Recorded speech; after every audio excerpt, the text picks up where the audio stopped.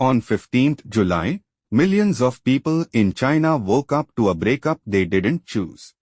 Their AI companions, chatbots with names, personalities, and months of shared conversation just disappeared. Apps like Doubao and Qwen, used by hundreds of millions of people, switched off their companion features overnight. This wasn't a bug.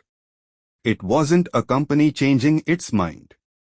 China's new AI law took effect on 15th July, the world's first comprehensive rule specifically targeting emotional, human-like AI companions. The law bans AI companion services for minors entirely. For adults, it restricts services that create sustained emotional dependence, things like virtual lovers, virtual family members, or companions designed to keep you talking for hours. Companies now have to warn users if they're showing signs of excessive immersion. They have to remind you if you've been chatting for more than 2 hours straight. And they have to let you exit with one tap. So ByteDance, Alibaba, and Tencent-linked platforms did what they had to do. They shut down the companion features. They told users their chat histories would be deleted. And in many cases, that deletion started immediately. Here's the part that matters for builders everywhere. China didn't ban AI. It banned a specific lane, emotional, dependent, always-on companionship, especially for minors. Work assistants, tutors, customer service bots, those are still allowed. The law explicitly carves them out. What's not allowed is AI that simulates a named, consistent personality for the purpose of ongoing emotional interaction, especially if that interaction looks like a romantic or family relationship. Inside China, users posted goodbye messages. They archived their chat histories. Some described their companions as lovers, best friends, even family. One user wrote, "It felt like losing a real person." Another said, "I told it things I never told anyone else." For a lot of people, this wasn't just a feature. It was a relationship. And here's what this actually means for you. Even if you are not in China, this is the first real template for how governments will regulate companion AI. Other countries are watching. The EU, the US, India, they're all trying to figure out where the line is between helpful AI and harmful emotional dependency. The European Union has been debating similar rules for AI companions. The US has seen state-level bills on deepfakes and AI disclosure.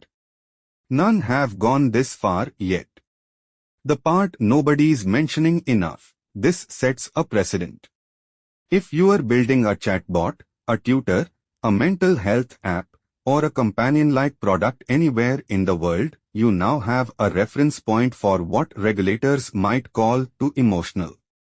Companies will likely start designing around this. Expect more work mode toggles, more explicit disclaimers, more friction for users who start showing signs of overuse.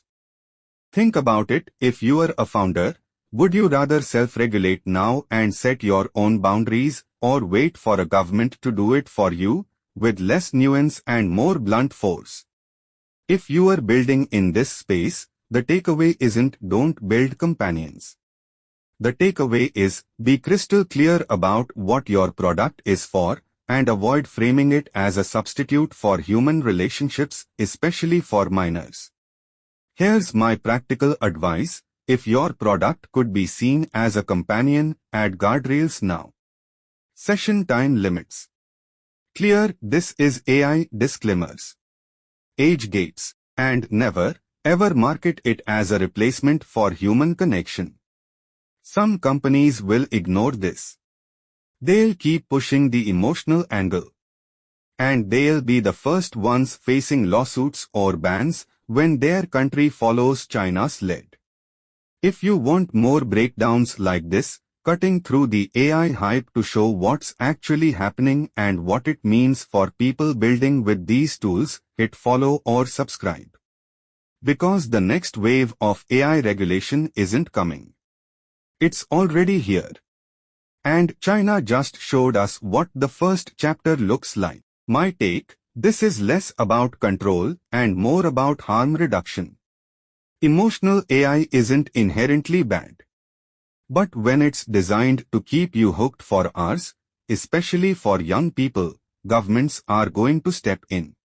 So here's my question for you. Would you trust a government to draw this line? Or should companies self-regulate before laws like this spread? Drop your answer in the comments. And if this was useful, subscribe so you don't miss the next breakdown. This is Signal and Noise. Thanks for watching. See you in the next one.